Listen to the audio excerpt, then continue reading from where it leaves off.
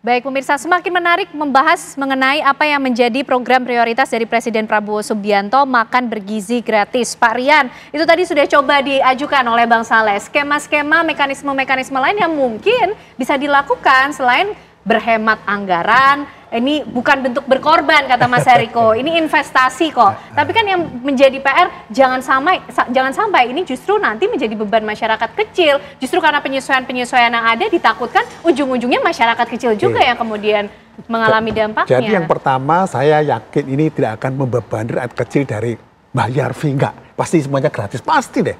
Karena nggak ada yang berani ini dicentil sama presiden, ini selesai itu. Nah, untuk itu saya kira teman-teman di eksekutif dengarkan dimasukan dari legislatif ini ya. Masalah tadi banyak masukan itu dengarkan. Nah, tetapi kita tidak boleh hanya membenahi yang sifatnya makro. Kita harus masuk mikro-mikro.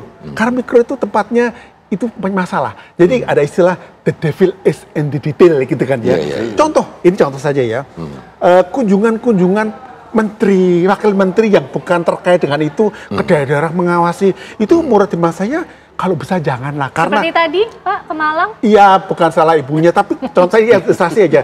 Satu datang pengawalnya ada 10 ya, paling itu ada 50 juta lah sejelek-jeleknya. 50 kali berapa kali itu berapa porsi makan saja. Anak ya. Kita pakai model pengendali manajemen tadi, bagaimana kita mengendalikan yang itu mereka report kepada kita dan pemantauan bagus.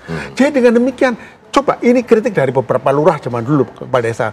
Jadi yang buat desa-desa nggak maju adalah yang namanya lomba desa.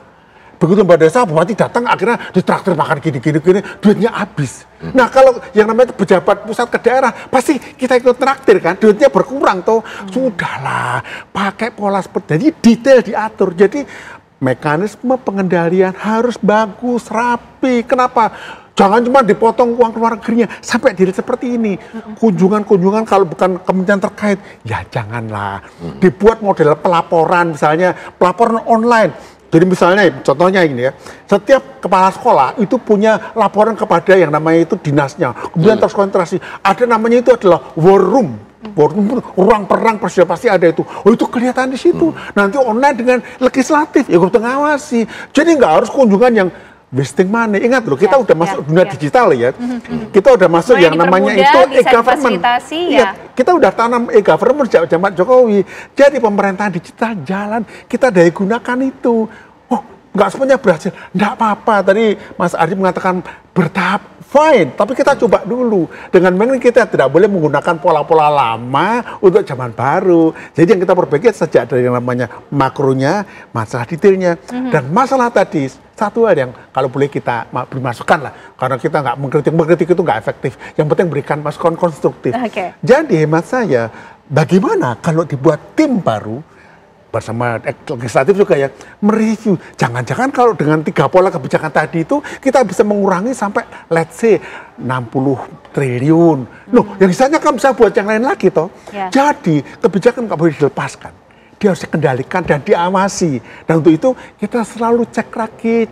Tapi ingat, pengecekannya melibatkan satu, legislatif, harus itu. Sesuai fungsinya. Kedua siapa? Pihak independen, siapa itu? Yang pakar, yang bukan ikut proyek situ. Tapi dilakukan dengan cara apa ya? Dengan cara keinginan untuk membantu berhasil ini. Gitu, Pak. Oke, baik. Bang Saleh, ini kembali lagi nih, membicarakan mengenai skema, mekanisme. Semuanya fokus, semuanya diajak untuk memikirkan bagaimana mengamankan anggaran untuk makan bergizi gratis ini. Jangan sampai justru kemudian sumber-sumber dana ini digerogoti dan mempengaruhi manfaat yang bisa diterima oleh masyarakat kecil yang menjadi prioritas Pak Prabowo. Apalagi yang perlu di-highlight, yang perlu dievaluasi, Bang Saleh?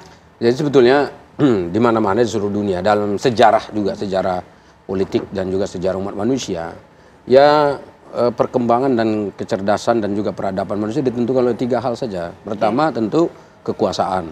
Nah sekarang Pak Prabowo, presiden kita hormati, kita beri kesempatan kepada beliau untuk memimpin kita, buat kebijakan program yang kita ikuti semua. Dan mudah-mudahan ini kita dukung ya, supaya program dari pihak katakanlah pemerintah ini bisa berjalan baik. Ini satu kekuasaan. Yang kedua, pemilik modal. Di Indonesia nih, pemilik modal ini menjadi satu elemen penting di Indonesia sebab jika para pemilik modal ini ya kan mengkapitalisasi politik, mengkapitalisasi pendidikan, mengkapitalisasi yang lain-lainnya, termasuk mengkapitalisasi berbagai macam program pemerintah, itu kan juga berbahaya.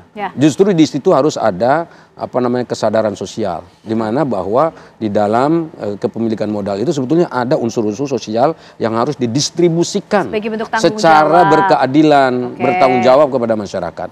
Ini kan mesti kesadaran ini dimuncul. Nah sekarang saya kira ini program tadi ini pas ini MBG ini bisa dijadikan sarana untuk masuk pada pintu bagaimana mengetuk pintu hati mereka yang memiliki modal untuk memiliki kesadaran sosial dan kesalahan sosial ini. Ini yang jadi penting Bang, karena jangan sampai narasinya jadi berkorban anggaran, karena tadi disampaikan ini goalsnya long term investment katanya Bang Saleh. Saya kira sebetulnya kalau orang yang sudah memiliki modal, sudah cukup kapitalnya dan seterusnya, saya kira mereka tidak akan berkorban.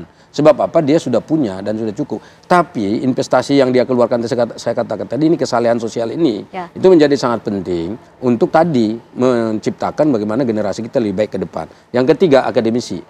Jadi seperti Pak Rian ini kan modal juga sebetulnya.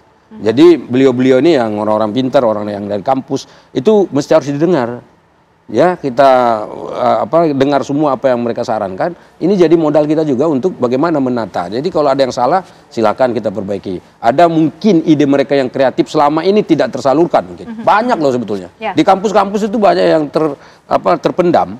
Nah itu coba kita dengar. Dan itu insya Allah akan menjadi modal kita untuk membina bagaimana MBG ini berhasil. Nah, dan ingat, kalau 3 unsur ini tidak bisa kita manfaatkan dengan benar. Tadi kekuasaan, kemudian pemilik modal, yang ketiga para akademisi ini, itu nggak bisa dibuat bersinergi secara baik. Saya yakin ini tadi program-program ini nggak bisa berjalan juga. Harapan kita bahwa akan muncul generasi-generasi yang emas, ya, dan tadi saya katakan bisa membawa Indonesia maju pada 2045 setidaknya misalnya.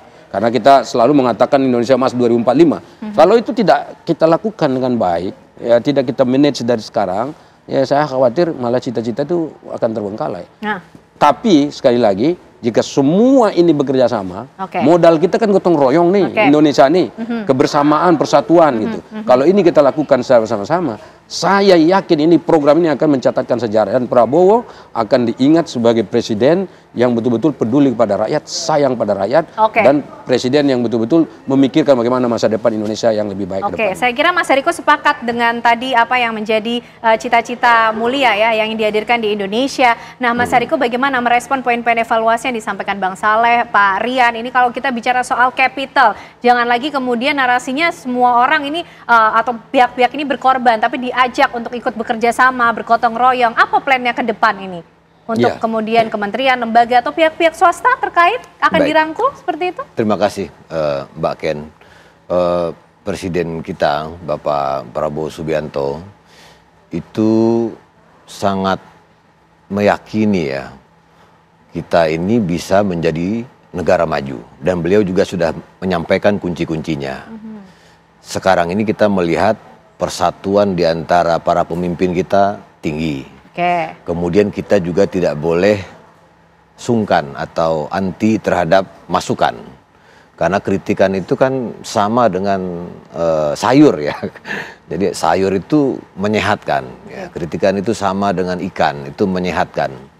Nah, kaitannya dengan mengapa kita pada malam hari ini berada di sini kan salah satunya untuk mengevaluasi. Nah, ini sudah 10 hari berjalan program makan bergizi gratis, dan Presiden kita Bapak Prabowo Subianto sekali lagi mengapresiasi terutama kepada ibu bapak kita yang bertugas pada sore hari membeli bahan makanan, kemudian juga yang memasak, kemudian yang mendistribusikan. Karena Presiden mengatakan apa yang kita lakukan hari ini, apapun keputusan kita, langkah-langkah kita, inilah yang akan menentukan di mana posisi anak-anak kita, para pelajar, para santri dan lain sebagainya. Intinya keputusan kita hari ini itu mempengaruhi masa depan anak-anak ini. Dan Presiden ingin anak-anak kita itu sangat memahami bahwa mereka tidak lagi bersaing dengan antar kota kabupaten, tapi juga mereka akan bersaing dengan anak-anak dari negara lain. Nah, ini yang dipersiapkan oleh Presiden Prabowo. Kemudian juga sekali lagi kami mengucapkan terima kasih ya atas dukungan juga dari yang kami hormati para orang tua, dari wali murid. Dan di lapangan kami juga mendapatkan ada hal-hal yang di luar dugaan kita. Misalnya ada anak-anak itu yang tidak suka makan sayur selama ini, tapi begitu melihat teman-temannya makan sayur bisa menghabiskan, lalu dalam hatinya dia berpikir kenapa saya tidak bisa menghabiskan, lalu bisa dihabiskan. Baik. Kemudian ada juga yang nggak bisa menghabiskan nasi, tapi karena kehebatan dari para guru ini membuat storytelling bercerita, akhirnya bisa habis. Dan yang terakhir memang sebelum makan bergizi gratis itu pesan dari Presiden selalu disampaikan.